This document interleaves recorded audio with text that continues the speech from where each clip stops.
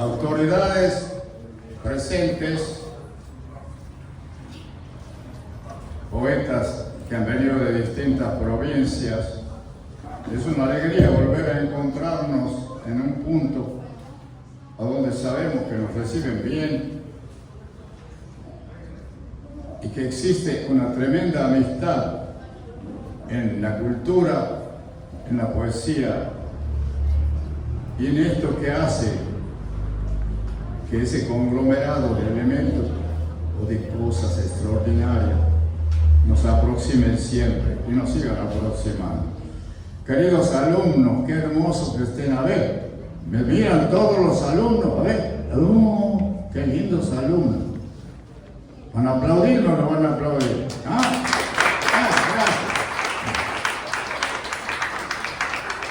Estela Bernasconi, el licenciado, pero le dicen el Rayito.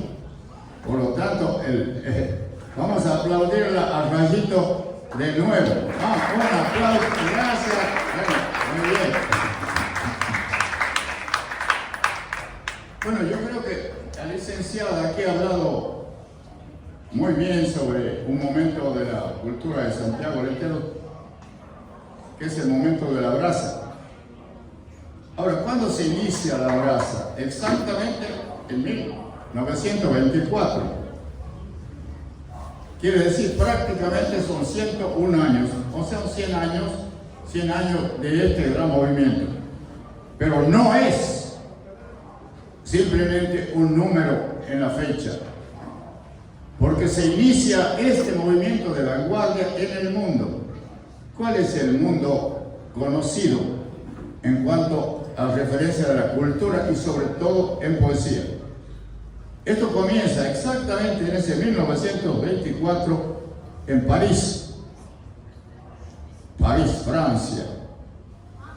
En Buenos Aires, con Brandán Carafa, Borges, que todavía era muy joven y que después nunca ha hablado de ese movimiento, hasta después de los 50 años. Y ahí, en Santiago del Estero, en 1925, aparece la primera poesía de vanguardia, que es con lo de Canal Feijó, precisamente en ese poema, ese famoso libro, Poema del Fútbol, de 1924. Pero, 1925. Pero en el año 24 aparece el penúltimo poema de fútbol.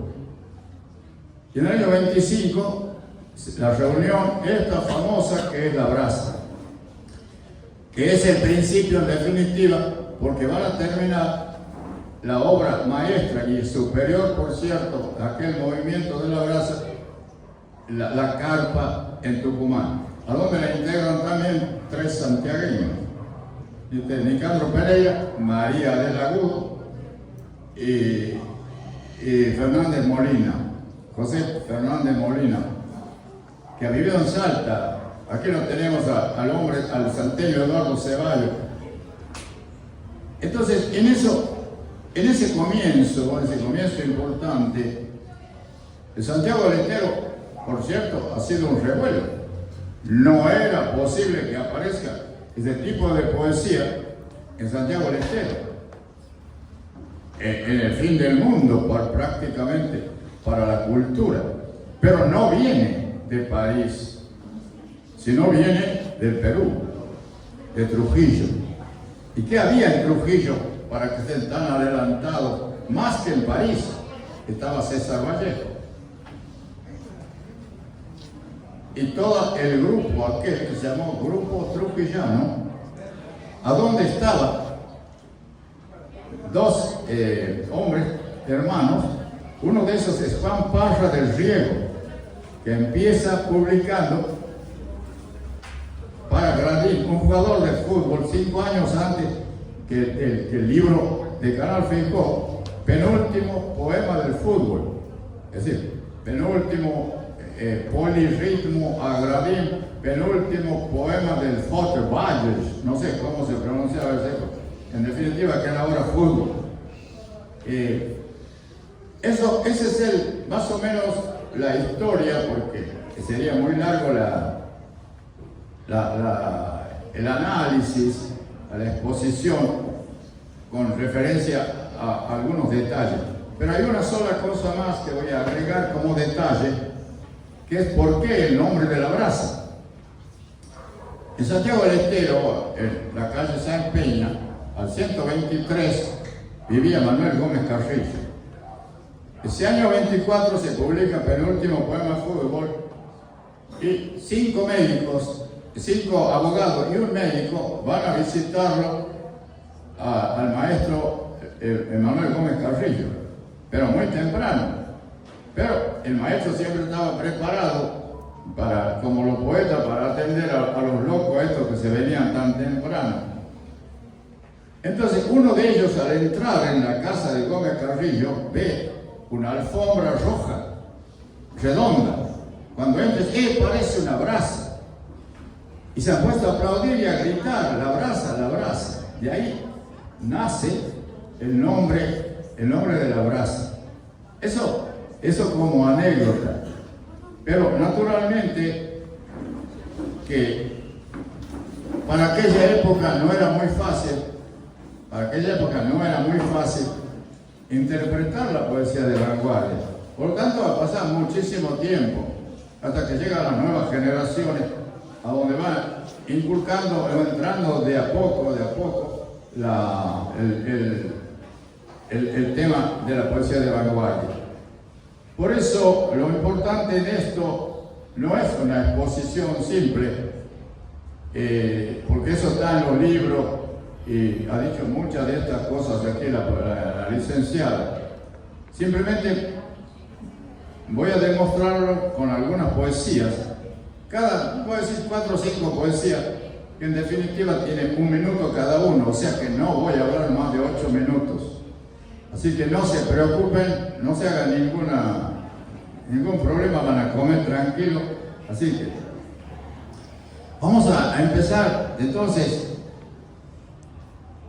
los libros que en aquel momento se publican después, porque la brasa en Santiago del Estero ha durado hasta el año 44, prácticamente hasta el año 46, prácticamente 46, que todos los escritores se van a Buenos Aires, se va a Blanquerurso, al Canal Feijó, y nada más que por todo el problema del proceso, que todos esos poetas de aquel momento eran socialistas y no se les venía muy fácil con lo que estaba pasando en el año 46. Ya había ciertos problemas, y es por eso que María de la Hugo viene a Tucumán, y por eso se van la mayoría de los poetas, entre ellos Canal Feijó, Blanquerurso, y la mayoría de los poetas se van de Santiago del Estero. Entonces ahí viene las grandes publicaciones que empiezan en ese año 24 con Penúltimo Poema de Fútbol. Pero ¿qué había en Santiago en el año 24? Era Canal Feijó únicamente, era únicamente la poesía de vanguardia. No, poesía de vanguardia en ese momento es único libro. Va a aparecer la poesía de vanguardia recién con la generación del 55. Es decir, que va a demorar muchísimo el tema. Pero vamos a ver qué pasaba en Santiago del Estero en ese año 24-25, que es lo más importante. Lo vamos a ver a través de la poesía. Había otro movimiento, es decir, la brasa por un lado, y el otro movimiento aquí estaba Manuel Gómez Carrillo como músico, pero del otro lado estaba Chazarreta. De este lado estaba Canal Feijó, Raba, Cristóforo Juárez, la mayoría de los poetas en ese momento de vanguardia, los jóvenes, frente a los otros que estaban con uno de los grandes escritores de aquel momento, que es Marcos J. Figueroa. Y Marcos J. Figueroa era juez. Y entonces, en ese Domingo Bravo estaba de esa parte, o sea, tenemos 2 músicos, Manuel Gómez Carrillo, enfrentados a Chazarreta. Entonces, ¿cómo vamos a distinguir, vamos a diferenciar? Voy a decir 2 poemas, es decir, voy a decir 4 un minuto cada uno, ni se preocupen que ya termino despacito. Este poema es de Canal Feijó, es decir, de vanguardia en aquel momento. Ustedes me podrán decir cuál les gusta más en estos dos poemas. Esto se llama Silveria. Silveria es la muerta, pero el nombre la busca a la muerte. En eso estriba el proceso del poema. Entonces, ahora se van a dar cuenta por qué es de vanguardia. Escuchen, Silveria, tu nombre pregunta por ti, te busca y no te halla. Silveria, tu nombre está llorando tu ser, el canto de las perdices acongoja la tarde donde tu nombre te ha perdido. Silveria, tu destino resbala por una tangente del mundo, esquiva las memorias aferradas. Digo que una honda herida aprieta tu silencio, que si abrirías tu mano, el verbo te bañaría en sangre. Silveria, tu nombre pregunta por ti a lo largo de todas las sendas indecisas, muda, cerrada, dura. Silveria, tu nombre pregunta por ti, pregunta por todos los caminos, pregunta por ti, te busca y no te encuentra. Canal Feijó. Ahora, vamos a ver qué pasaba con la poesía tradicional en ese momento, a ver esa lucha, como pasó con la música. Ahora vamos a ver, esto es de Marco J. Figueroa, un soneto, El Salitral. Vamos a ver qué piensa. ¿A dónde está el presentador? Che? Ahí está. A ver, después qué opinan. Preparar el vino, Esto se llama El Salitral, un soneto.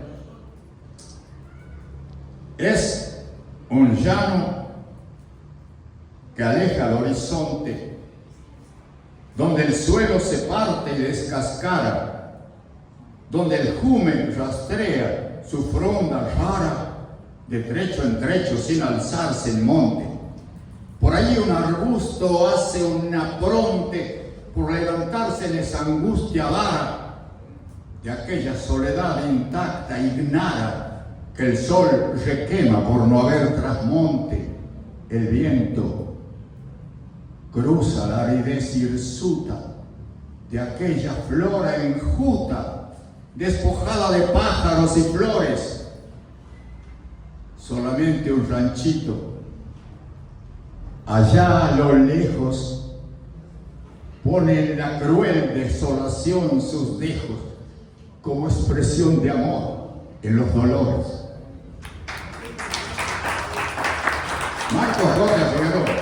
Bueno, vamos a ver qué pasa con los otros movimientos.